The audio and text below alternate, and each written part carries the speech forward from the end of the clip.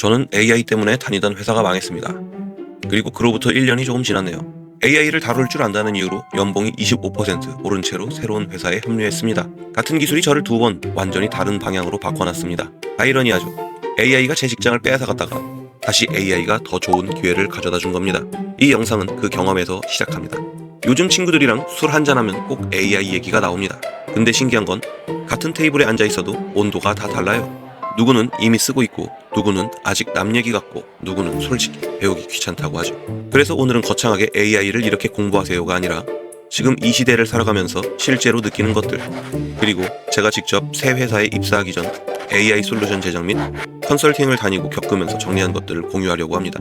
오늘 다룰 내용은 크게 4가지입니다.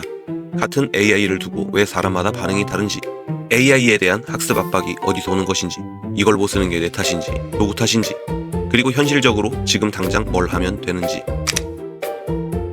AI에 대한 관심이나 온도가 사람마다, 회사마다 이렇게 다른 이유가 뭘까요? 결론부터 말하면 같은 단어를 듣고 있지만 전혀 다른 현실을 살고 있기 때문입니다. AI를 가장 적극적으로 받아들이는 쪽은 업무 템포가 상대적으로 빨라야 하는 스타트업이나 그 중에서도 IT 기반 회사인 경우가 많습니다. 이곳에선 한 명이 최대한 많은 걸 빠르게 해내야 하거든요. 이곳에선 혁신과 그 속도가 생존이니까 AI는 단순 비용 절감이 아니라 강력한 무기가 되는 셈입니다.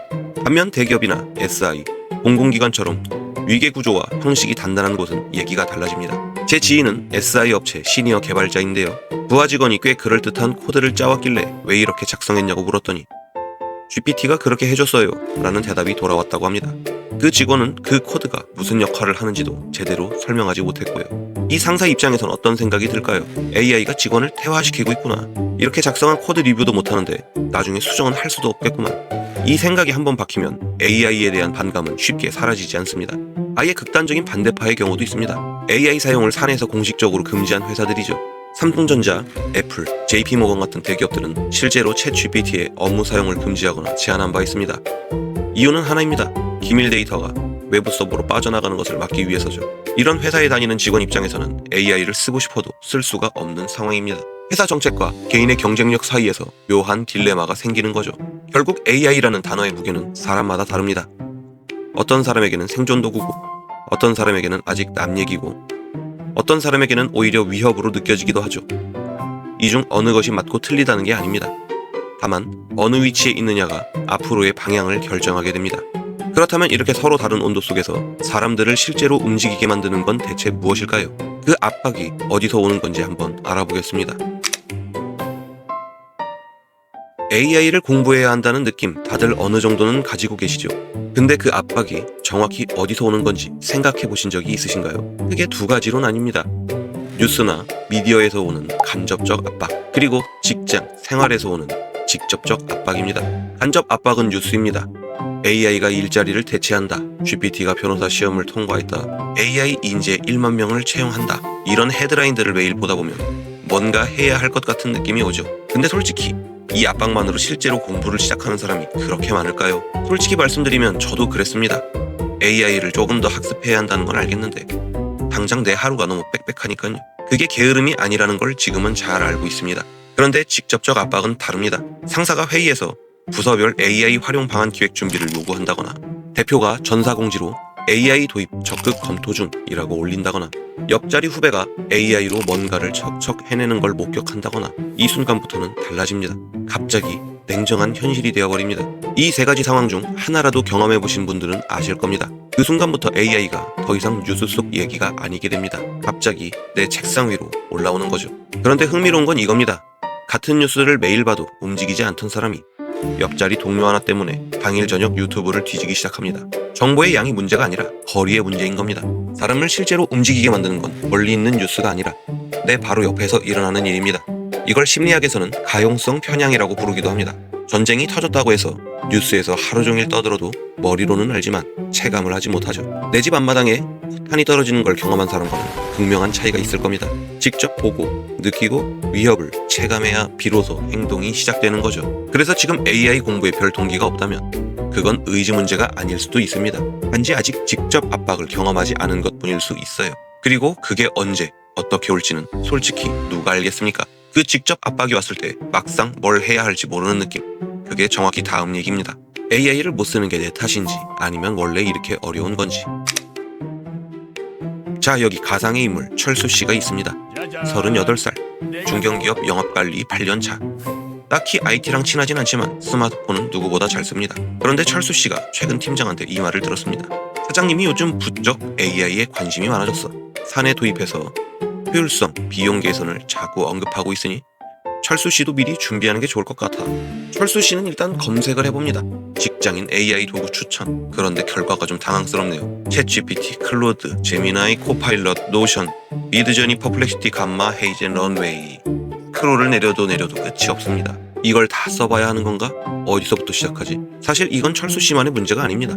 2024년 만의 기준으로도 등록된 AI 도구 수가 5,000개가 넘습니다. 매달 수백 개가 새로 나오고 또 사라지기도 하죠. 이 상황에서 내 업무에 맞는 걸 알아서 찾으세요는 솔직히 좀 무책임한 말 같이 들립니다. 그래서 철수 씨는 유튜브를 켭니다. AI 기초 강의를 틀어놓고 듣기 시작하는데 5분도 안 돼서 업무 메신저가 울립니다. 결국 창을 닫고 다시 일로 돌아갑니다. 퇴근하고 나서 다시 해볼까? 집에 도착하니 7시 반입니다. 도착하고 식사를 차려 겨우 먹고 나니 거의 9시가 다 됐네요. 그런데 여자친구와의 기념일이 며칠 남지 않은 게 기억났습니다. 부랴부랴 데이트 장소와 선물을 구매하고 급하게 다이소에서 편지지를 사와 편지를 씁니다. 그렇게 모두 마치고 씻고 누우니까 12시가 넘어버렸습니다. 오늘은 그냥 자야겠다. 이게 의지 부족이냐고요? 저는 아니라고 생각합니다. 철수 씨가 게으른 게 아니라 그냥 삶이 빽빽한 겁니다. 그리고 이건 굉장히 많은 사람들의 실제 상황입니다. 실제로 직장인 대상 설문에서 자기 개발을 못하는 이유의 1위는 언제나 시간이 없어서였습니다. 그러다가 철수 씨가 어느 날 뉴스를 봤습니다. 국내 기업 70% 향후 2년 내 AI 도입 계획. 그 순간 뭔가 이상한 느낌이 듭니다. 우리 회사는 아직 아무 말 없는데 괜찮은 건가? 나중에 뒤처지는 게 아닐까? 근거는 없어요. 하지만 찝찝합니다. 이 찝찝함의 정체가 뭔지 아실까요? 정보는 있는데 행동할 명분이 없는 상태입니다. AI가 중요하다는 건 알겠어요. 근데 나한테 지금 당장 뭐가 필요한지를 모르니까 불안만 쌓이고 행동은 없는 거죠. 다시 한번 말씀드립니다. 이건 철수 씨의 탓이 아닙니다. 이 상황 자체가 원래 이렇게 만들어져 있는 겁니다. 그러니까 지금 드릴 얘기에 집중해 주시면 좋을 것 같습니다. 도구가 너무 많아서 못 고르는 것도 맞고 배울 시간이 없어서 못 배우는 것도 맞고 회사에서 아무 말이 없으니 아직 내 차례가 안 온 것 같아서 미루는 것도 다 이해합니다. 그래서 다음 챕터에서는 그 철수 씨한테 그리고 지금 이 영상을 보고 계신 분들께 딱 3가지만 말씀드리려고 합니다. 거창한 공부법이 아닙니다. 지금 당장 오늘부터 할 수 있는 아주 작은 것들입니다. 다시 철수 씨 얘기로 돌아오겠습니다. 철수 씨는 지금 무엇을 어떻게 해야 할지 모르는 상태이자 뭘 더 하기도 힘든 환경을 갖고 있습니다. 이건 아까 말씀드렸듯이 철수 씨의 탓이 아닙니다. 그래서 제가 딱 3가지만 드리려고 합니다.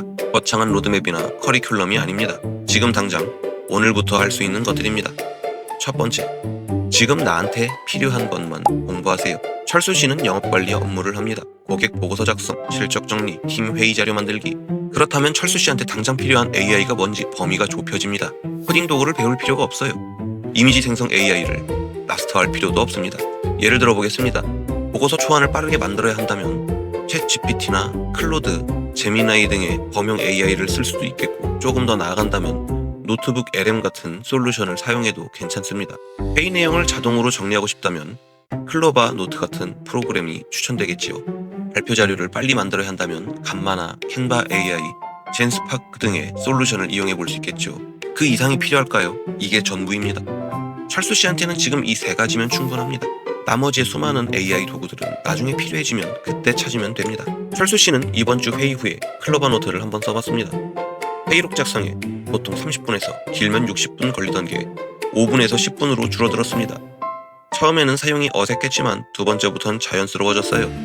아, 이게 AI를 쓰는 거구나. 철수 씨가 처음으로 그 느낌을 알았습니다. 2번째 조언은 조금 다른 분들을 위한 얘기입니다. 이미 AI를 꽤 잘 쓰고 있고 주변에도 알려주고 싶은 분들 혹은 팀 내 AI 도입을 추진하려는 분들, 그런 분들께 한 가지 현실적인 얘기를 드리려고 합니다. 바텀업 방식, 즉 아래에서 위로 전파하는 방식은 거의 통하지 않습니다. 철수 씨는 아직 그 단계까지 오지 않았지만 나중에 철수 씨도 분명 이 상황을 마주하게 될 수도 있습니다.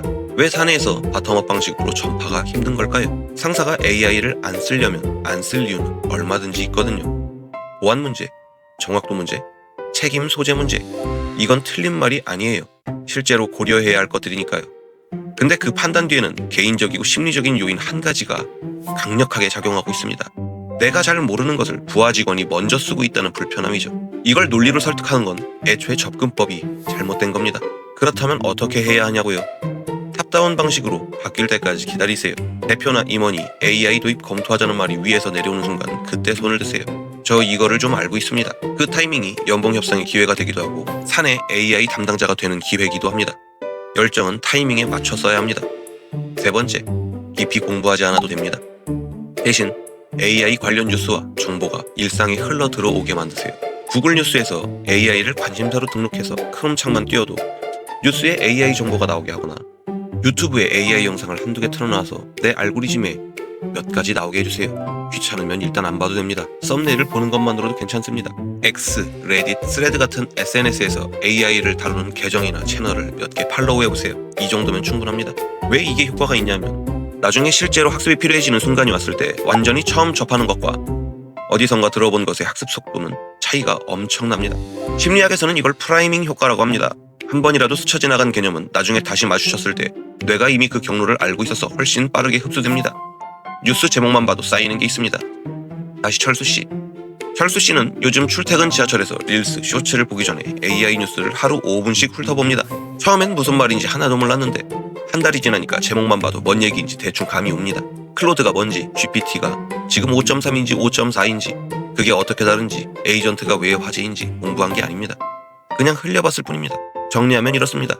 하나, 내 업무에 필요한 것 딱 하나만 써보세요. 둘, 사내 전파는 탑다운 신호가 올 때 하세요. 셋, 깊이 파지 말고 일단 흘려보세요. 이 세 가지는 많은 시간도, 많은 돈도, 특별한 재능도 필요 없습니다. 지금 이 순간부터 할 수 있는 것들입니다. 그리고 이 세 가지 모두 사실 제가 경험으로 체득한 것들입니다. 거창하게 아닙니다. 마지막으로 그 얘기로 마무리하겠습니다. 오늘 얘기를 짧게 정리하면 이렇습니다. AI에 대한 온도는 사람마다 다르고 그건 당연한 겁니다. 공부 압박을 못 느끼는 것도, 시작을 못하는 것도 의지 문제가 아닐 수 있습니다. 그리고 지금 당장 할 수 있는 건 생각보다 훨씬 작고 단순합니다. 저는 AI 때문에 회사가 망하는 걸 겪었고 지금은 AI 덕분에 이전보다 좋은 조건으로 이직을 했습니다. 근데 솔직히 말씀드리면 저도 처음부터 AI를 잘 쓴 것은 아닙니다. 그냥 필요해서 찾아봤고 써봤고 조금씩 익숙해진 겁니다. 대단한 준비 같은 건 없었어요. AI는 도구입니다. 망치를 모든 사람이 똑같이 잘 쓸 필요는 없습니다.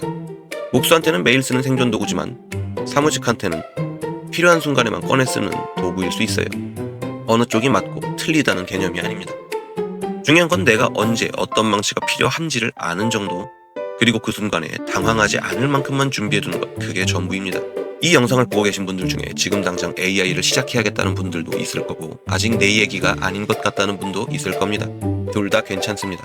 다만 본인이 어느 위치에 있는지 한번 생각해 보시는 것, 그 생각 하나가 나중에 행동의 출발점이 됩니다. 오늘 영상은 여기까지입니다. 도움이 되셨다면 좋아요와 구독, 댓글로 지금 여러분이 어느 위치에 있는지 남겨주셔도 좋습니다. 저는 앞으로도 이런 경험들을 계속 나눌 예정입니다. 다음에 또 뵙겠습니다.